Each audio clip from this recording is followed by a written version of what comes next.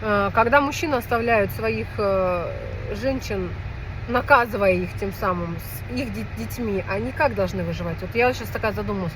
Вот я одна, как я должна, ё-моё, просто выжить?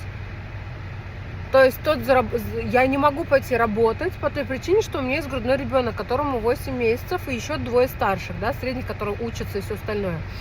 Я с кем должна оставить ребенка, чтобы пойти и заработать себе на кусок хлеба и на занятия детям? Как?